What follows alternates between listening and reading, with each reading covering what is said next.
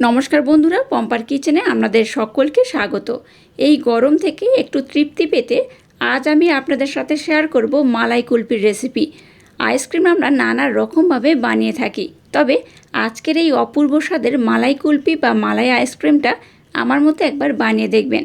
একটা দুটো খেলে দেখবেন মনই ভরবে না, এটা এতটাই অপূর্ব খেতে হয়। শুধু তাই নয়, একবার খেলে বারবার বানাবেন। তাহলে চলুন দেরি না করে আজকের এই অপূর্ব স্বাদের মালাই কুলফির রেসিপিটা দেখে নেওয়া যাক। আজকে দেখুন যে মালাই কুলফি আইসক্রিমটা বানাবো, তার জন্য এখানে আমি এই কাপের মাপ করে 1 কাপ মিল্ক পাউডার মানে গুঁড়ো দুধ নিয়ে নিয়েছি। আর এই 1 কাপ মিল্ক পাউডার দিয়ে কিন্তু আমি কুলফিটা বানাবো। অসাধারণ খেতে হয়। যাদের হাতের কাছে দুধের পরিমাণটা কম থাকে বা লিকুইড দুধ থাকে না, তারা কিন্তু খুব সহজে এই মিল্ক পাউডার দিয়ে খুব সুন্দর কুলফি বানিয়ে নিতে পারবেন। তো চলুন এবার আমি আপনাদের সাথে কুলফি বানানোর প্রসেসটা শেয়ার করব। এবার দেখুন এখানে আমি একটা কড়া নিয়ে নিলাম, আর এইরকম ছোট্ট ছোট্ট যে কাপ হয় বা গ্লাস হয়, এখানেই করে কিন্তু আইসক্রিমটা আমি জমাবো। তাই এই গ্লাসের মাপ করে আমি জল ব্যবহার করব। তো এরকম গ্লাস আমি কিন্তু এখানে 6টা ব্যবহার করব। তাই এখানে আমি 6 গ্লাসই জল দিয়ে দেব। জলটা একদম ভর্তি ভর্তি দেব, একদম ভরে ভরে কিন্তু এই জলটাকে দিতে হবে। আর যখন দুধটাকে আমি একদম ফুটিয়ে ঘন করে নেব, তখন কিন্তু অনেকটা কমে যাবে। তাই এইভাবে ভর্তি ভর্তি করে জল দেব। তো 6 গ্লাস এখানে আমি জল দিয়ে দেব। এবার এই জলটাকে আমি প্রথমে একটু হালকা গরম করে নেব। জলটাকে আমি একটু হালকা গরম করে নিয়েছি। এবার যে 1 কাপ গুঁড়ো দুধ নিয়েছি সেটাই জলের মধ্যে আমি দিয়ে দেব। এবার এই দুধটাকে আমি খুব ভালোভাবে জলের সাথে মেল্ট করে নেব। মিল্ক পাউডারটাকে জলের সাথে আমি খুব ভালোভাবে মেল্ট করে নিয়েছি। এবার দেখুন এখান থেকে যেহেতু হালকা গরম রয়েছে দুধটা, এখান থেকে আমি এরকম 2 হাতা দুধ আমি নিয়ে নিলাম। এটা আমি পরে কাজে লাগাবো কিভাবে সেটা আমি আপনাদের দেখিয়ে দেব। 2 হাতা দুধ আমি নিয়ে নিয়েছি। আবারও দেখুন এখানে আমি 2 হাতা দুধ নিয়ে নেব। আমি দুটো পাত্রে করে 2 হাতা করে মোট 4 হাতা দুধ নিয়ে নিয়েছি। ওই দুধটা কিভাবে ব্যবহার করব আমি আপনাদের বলে দেব। এবার আমি দুধটাকে একটু ঘন করে প্রথমে ফুটিয়ে নেব। এখানে দেখুন যে কাপটার মধ্যে আমি দুধ নিয়েছি, এটাকে আমি সরিয়ে রাখবো। এটা এই মুহূর্তে আমার লাগবে না, একটু পরে লাগবে, সেটা আমি দেখিয়ে দেব। আর বাটি করে যে দুধটা আমি নিয়েছি এটাকে আমি ব্যবহার করব। এবার দেখুন কিছু কাজু বাদাম এইভাবে নিয়ে নিয়েছি, সম্পূর্ণ গোটা রয়েছে কাজু বাদাম। এই কাজু বাদামটাকে এই দুধের মধ্যে আমি দিয়ে দিলাম। দুধের মধ্যে কাজু বাদামটাকে আমি একটু ভিজিয়ে রেখে দেব। যতক্ষণে দুধটাকে আমি একটু ঘন করে ফুটিয়ে নেব, ততক্ষণ এটা একটু ভিজিয়ে রাখলেই হবে।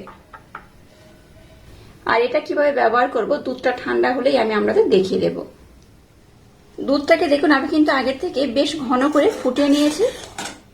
এবার এখানে মিষ্টির জন্য দিয়ে দেবো 2 চামচ ব্লেন্ড করে রাখা মিছরি।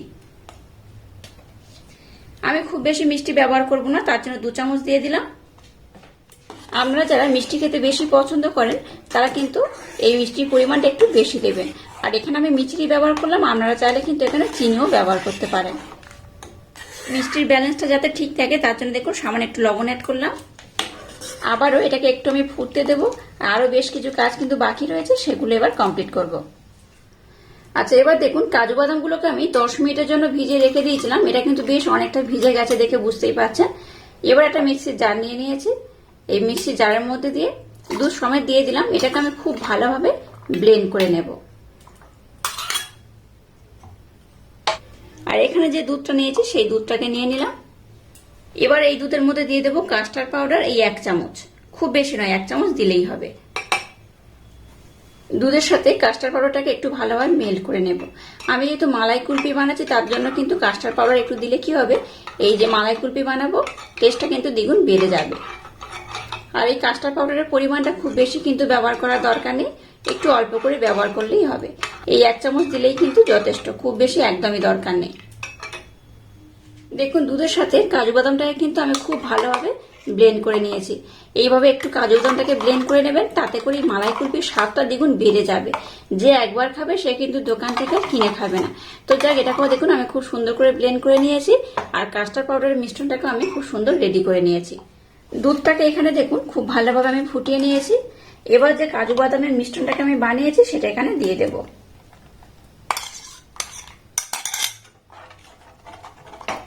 গ্যাসের ফ্লেমটাকে লো রেখে এবার এটাকে আমি 2 মিনিটের জন্য নাড়াচাড়া করে নেব।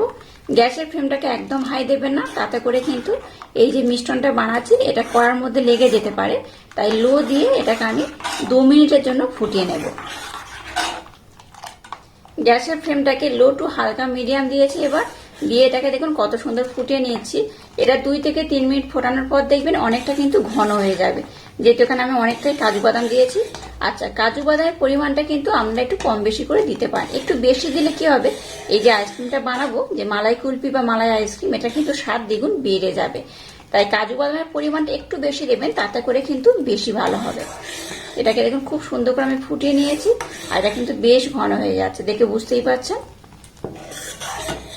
এবার দেখুন যে কাস্টার্ড পাউডারের মিশ্রণটাকে বানিয়েছিলাম, এটাকে আমি আরেকবার একটু নাড়াচাড়া করে নেব। এবার এটাকে আমি এর মধ্যে দিয়ে দেব।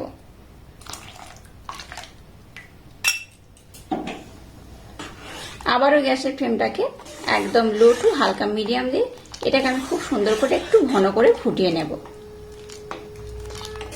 কালারটা দেখুন অনেকটা চেঞ্জ হয়ে গেছে, মালাই কুলফির যেমন কালার হয় ঠিক সেই রকম কিন্তু হয়ে গেছে।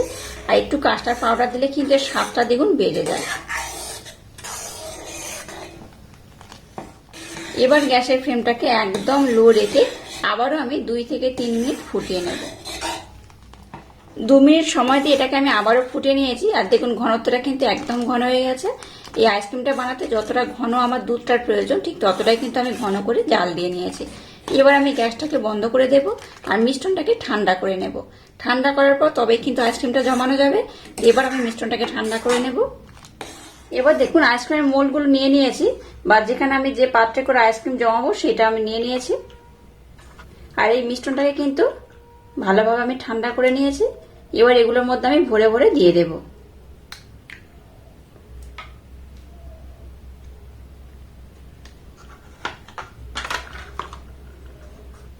একই মাপ করে সবগুলোর মধ্যে দিয়ে দেব। তারপর যেটা বেশি থাকবে একদম এক লেভেল করে আমি দিয়ে দেব।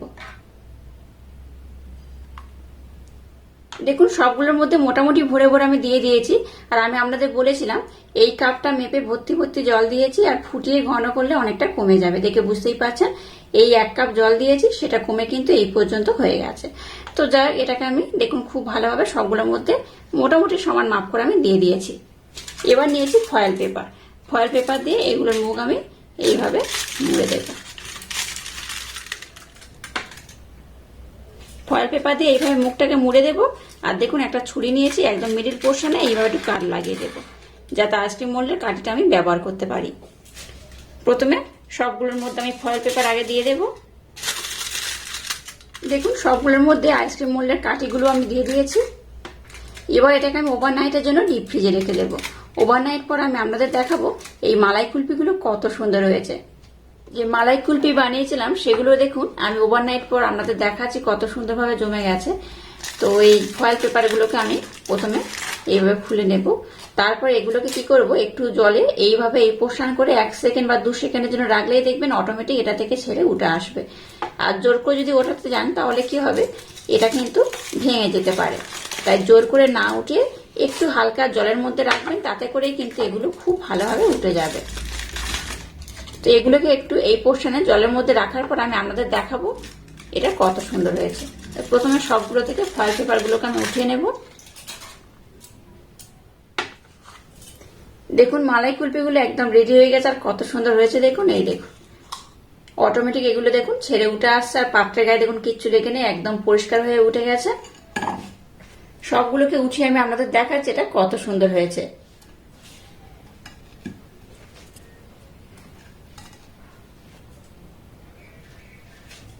প্রত্যেকটা মালাই কুলফি দেখুন কত অপূর্ব হয়েছে।